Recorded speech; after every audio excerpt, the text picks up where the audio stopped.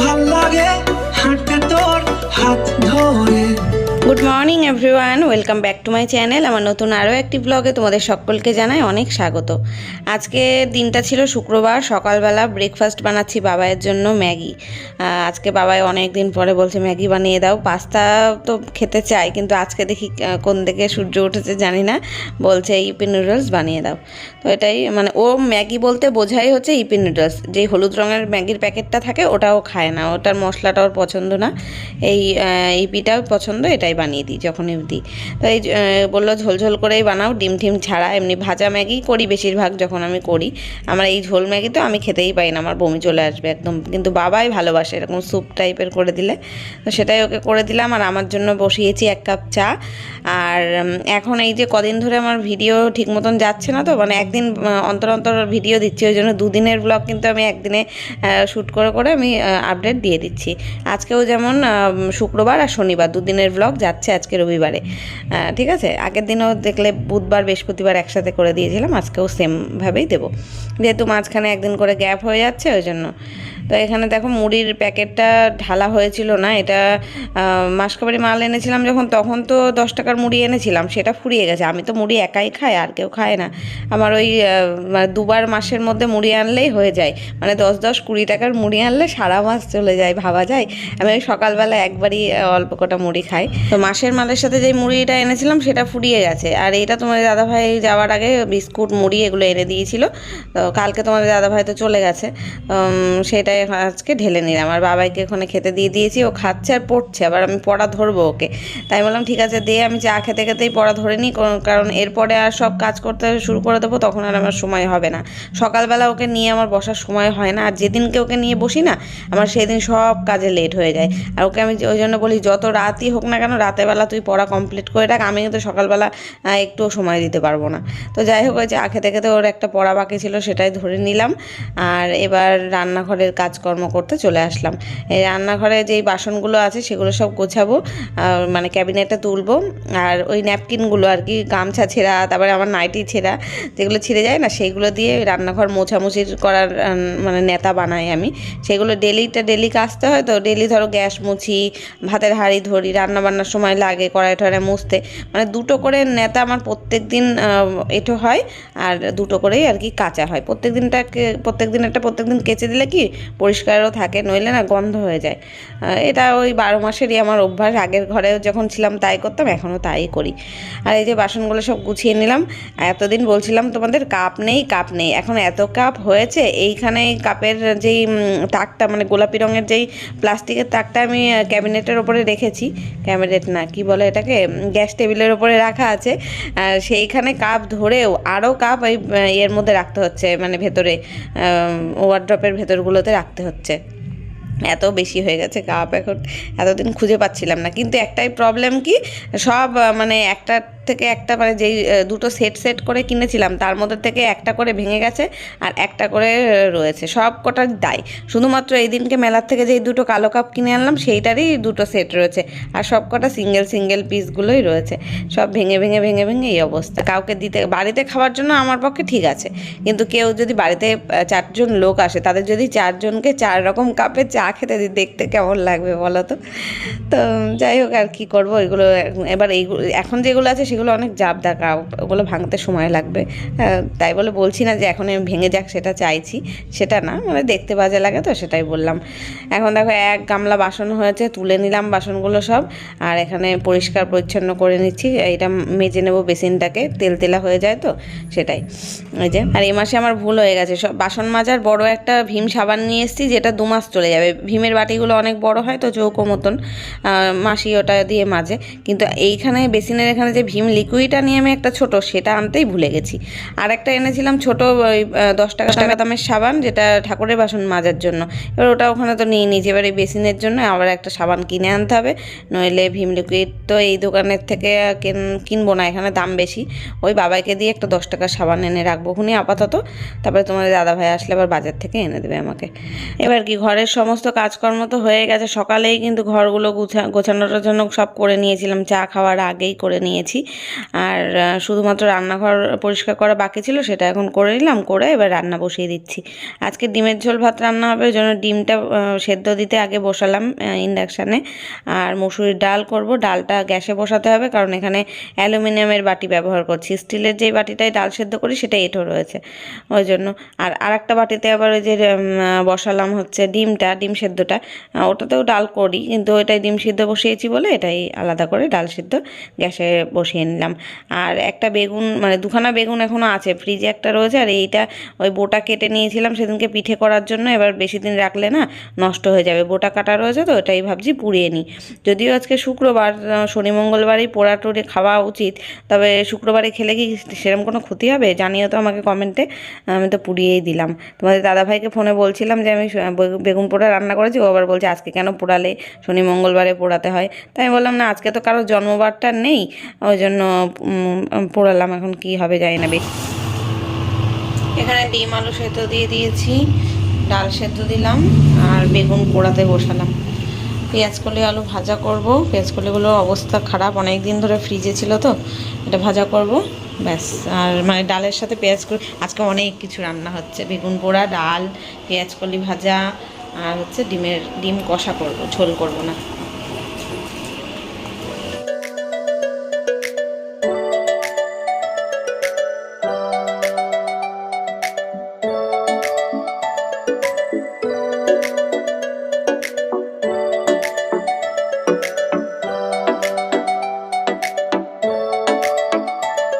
ফ্রিজে 3 লটের পেঁয়াজ কলি ছিল, একটা তোমাদের দাদাভাই নিয়ে এসেছিলো, একটা আমার শ্বশুরমশাই এনে দিয়েছিল, একটা আমার মা দিয়ে রেখেছিল। এবার এত পেঁয়াজ কলি কে খাবে, কতদিন, মানে প্রত্যেক দিন কি পরপর বানানো যায়। এবার একবারেরটা খেয়েছি, এইটাও এখন আজকে বের করে রান্না করলাম, এখনও 1 ছড়া মতন রয়েছে ফ্রিজে। যদিও পেঁয়াজ কলি ভাজাটা আমি ভালোবাসি, তবে একা আর কত খাবো বলো তো, রান্না করলে তো অনেকটাই হয়ে যায়। বাবাই খুব একটা খায় না, জোর করলে হয়তো ওই আলুগুলো বেছে বেছে খাবে ওই ভাজার থেকে, তাও খাবে না, মানে জোর যদি করি তাহলে, আর ওই পেঁয়াজ কলি বেছে বেছে ফেলে দেবে। তার কত খাওয়া যায় একা বলো তো। অন্য কোনো রান্নাও দেওয়া যায়, ডিমের ঝোলে বা মাছের ঝোলে দিয়ে রান্না করলেও ভালো লাগে, ওখানেও তাই বাবাই বেছে বেছে ফেলে দেবে।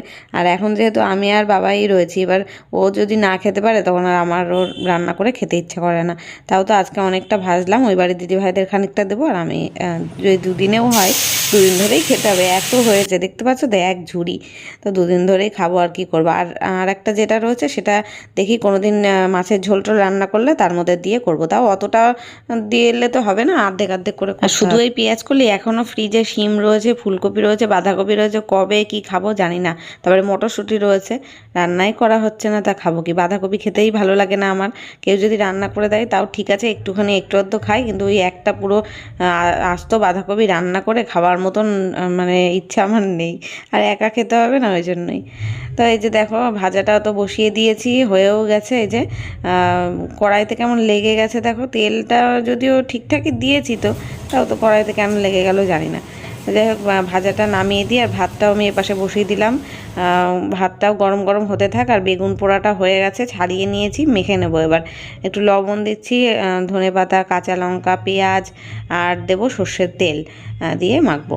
কাঁচা লঙ্কাটা কুচিয়ে নিলে ভালো হতো, আস্ত দিয়ে দিলাম, ওই হাত দিয়ে মাখতে হবে খুনি। আমার বেগুন পোড়া খেতে কে কে ভালোবাসো বলো তো, গরম ভাতে বেগুন পোড়া উফ যা লাগে না, দারুণ।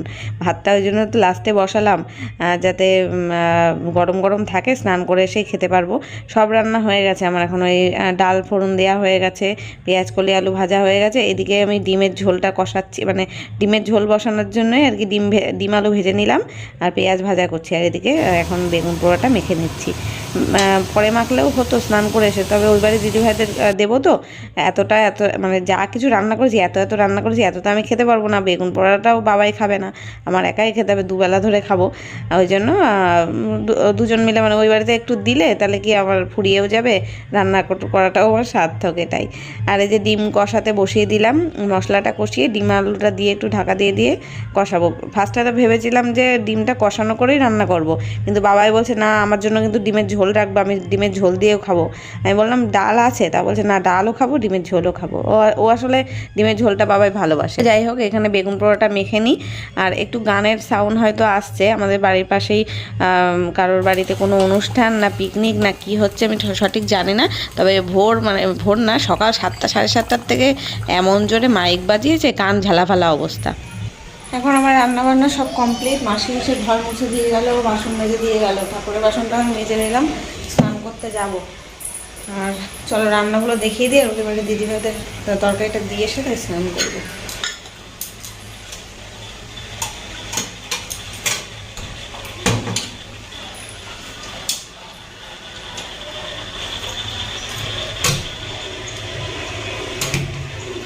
জানলাটা বন্ধ করে দিলাম, এখন তো থাকবো না, ঘরে স্নানে যাবো, বিড়াল ঢুকে যায় এখান থেকে। এই যে রান্না করে গ্যাস ট্যাস মোছা পরিষ্কার করা, রান্নারও সব কমপ্লিট। এই যে এখানে হচ্ছে বেগুন পোড়া মাখা, হাঁড়িতে গরম ভাতের উপরেই বসিয়ে রেখেছি যাতে গরম থাকে এটা। আর এই হচ্ছে ডাল, কি ধনেপাতা টমেটো দিয়ে করেছি আমি জানি না। এই হচ্ছে পেঁয়াজ কলি আলু ভাজা, আর এই হচ্ছে ডিমের ঝোল। এখন রান্নাগুলো সব বাটিতে বাটিতে বেড়ে ওই বাড়ি দিদিভাইদের দিয়ে আসবো। এখানে স্যালাড আছে, শসা আর লেবু কেটেছি। ব্যাস এই যে গোছানো হয়ে গেছে। ওদের এই প্লেটটা ছিল, পিঠে দিয়েছিল ওরা আগের দিন, এটাই করে দিয়ে দিই।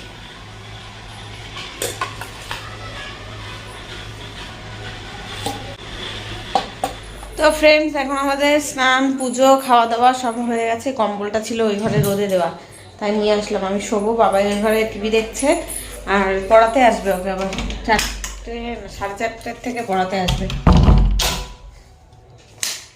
যখন পড়াতে আসবে তখন উঠবে, উঠে পড়বে। এখন তো ঘরেই রয়েছে, টিভি দেখছে। তো চলো এখন আমি একটু শুয়ে নিই, এখন আমি একটু রেস্ট নেব। দেখা হচ্ছে সন্ধ্যেবেলা, দেখতে থাকো। Good evening. সন্ধেবেলা ঘুম থেকে উঠে সন্ধে দিলাম, তারপর চা বানালাম। যদিও আজকে 2বার করে চা বানিয়েছি। পড়াতে এসেছিলো তখন স্যারকে লিকার চা দিলাম, আর আমার জন্য আর বাবার জন্য। এখন বাবার পড়া হয়ে গেল, তারপরে দুধ চা বানিয়ে খাচ্ছি। আর এই ভিডিওটা এখানে শেষ করছি, মানে শুক্রবারেরটা। এরপরে আবার কন্টিনিউ করছি শনিবার সকাল থেকে। চলো দেখতে থাকো। Good morning everyone. আজকে হচ্ছে শনিবার সকালবেলা, আর সকাল থেকে উঠে সমস্ত কাজ হয়ে গেছে, যা যা কাজ থাকে সকালের ব্রেকফাস্ট করা, ঘর তোর গোছানো পরিষ্কার সমস্ত কিছু হয়েছে। বিছনা টিছনা গোছানো টোছানো, 2 ঘর একদম টিপটপ করে গোছানো, সমস্ত কাজ কমপ্লিট। আর এখন যাবো আমি স্নান করতে। রান্নার সমস্ত কিছু গুছিয়েই রেখেছি। আজকে কাচবো অনেক কিছু। আগের দিন তো সেই বিছানা চাদর টাদর তুলেছিলাম, সব কাচতে পারিনি, অল্প কয়েকটা কেচেছিলাম। আর আজকে এই যে 2 গামলা ভিজিয়ে রেখেছি। এটা আজকে সকালে ভিজাইনি, রাত্রেবেলা ভিজিয়ে রেখেছি, যে সকালবেলা ভিজিয়ে আবার কাচতে গেলে না দেরি হয়ে যায়। কারণ অন্তত 1-2 ঘন্টা না রাখলে সারবে না, 1 ঘন্টা মিনিমাম না রাখলে না ভালো মানে পরিষ্কার হয় না। আর সকালবেলা ঘুম থেকে উঠেই ঠান্ডা জলে হাত দিতে ইচ্ছে করে না, ওই জন্য রাত্রেবেলায় শোয়ার আগে ভিজিয়ে টিজিয়ে রেখে গেছি, যাতে সকালবেলা ঘুম থেকে উঠেই চা খেয়ে সব মানে কেচে মেলে দিতে পারবো। কারণ ভালো রোদ রয়েছে এখন। তো এরকম রান্নার সমস্ত কিছু যোগাযন্ত্র করে রেখেই যাচ্ছি, যাতে স্নান টান করে এসে পুজো দিয়ে ঝপাঝপ রান্না করতে পারি। কারণ কাচাকুচি করে স্নান করে আসতে আমার 1 থেকে 1.5 ঘন্টা লাগবে, অত কাঁচা রয়েছে। তো আজকে কি রান্না হবে চলো দেখাই। আজকে তো শনিবার, তবে কয়েক সপ্তাহ ধরে তো শনিবারে আমাদের নিরামিষ খাওয়া হচ্ছিল না। তা আজকে দেখলাম ফ্রিজে সবজি টবজি রয়েছে, এগুলোই আগে খেয়ে ফুরাই, নইলে না সবজি নষ্ট হয়ে যায়। যেমন এই যে দেখো, ফুলকপিটা ভেবেছিলাম তরকারি করব, বের করে রেখেছিলাম, কিন্তু নষ্ট হয়ে গেছে, কেমন একটা গন্ধ দিচ্ছে, ওই জন্য ওটা আর খাওয়া যাবে না। তো এই বেগুন ছিল, বেগুন আলু দিয়ে তরকারি করব, কেটে রেখেছি, জলে ভিজিয়ে রাখলাম। আর এখানে আর যা যা লাগবে তরকারি করার জন্য সেগুলো সব রেখেছি। আদাটা ঘষতে হবে, যেহেতু নিরামিষ করে করব, রসুন দেবো না, তো তাই আদা একটু ঘষে দেবো, আর জিরে গুঁড়ো লঙ্কার গুঁড়ো এসব দিয়ে করব। চালটাকে ভিজিয়ে রেখেছি, ধুইনি, যখন ভাত বসাবো তখন ধুয়ে বসাবো। আর রান্না করব বিউলির ডাল।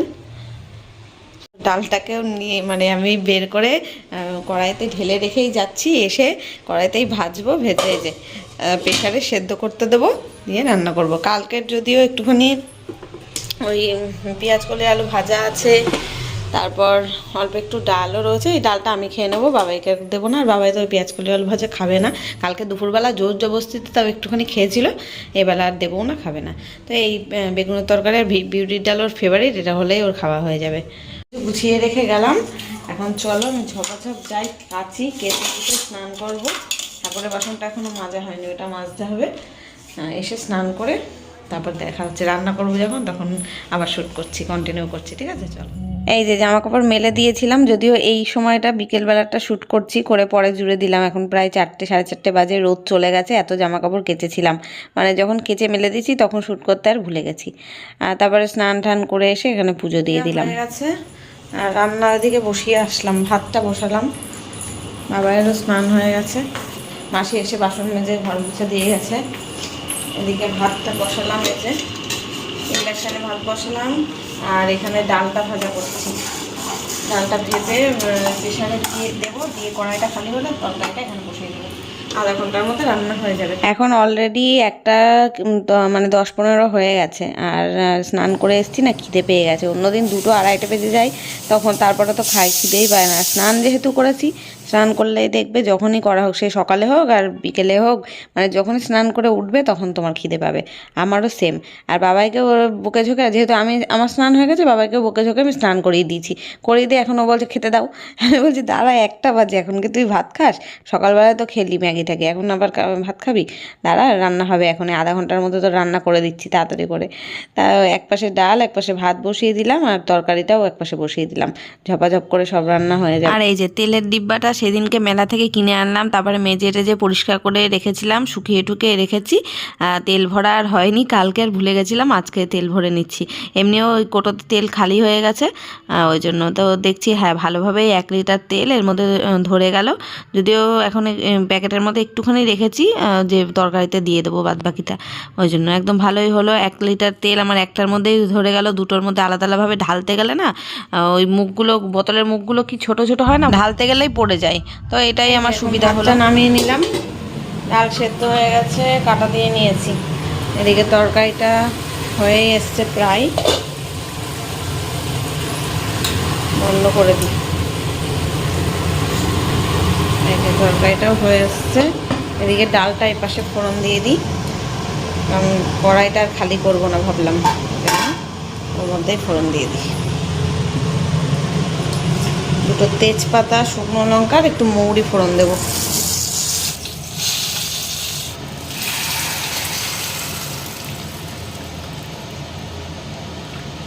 আসলে রান্না কমপ্লিট, ভাত বাড়বো। এই যে আজকের রান্না মানে দুবেলার মতন, আজকের একেবারে রান্নার পাট চুকলো, দুবেলার রান্না করে নিয়েছি একদম, ভাত তরকারি ডাল। এবার গরম গরম বেড়ে দেবো। তরকারিটা একদম মাখা মাখা করেছি, এরকম বেগুন আলুর তরকারি দারুণ লাগে খেতে, ধনেপাতা টমেটো দিয়ে। তো চলো এখন গ্যাসটা পরিষ্কার করে নিই।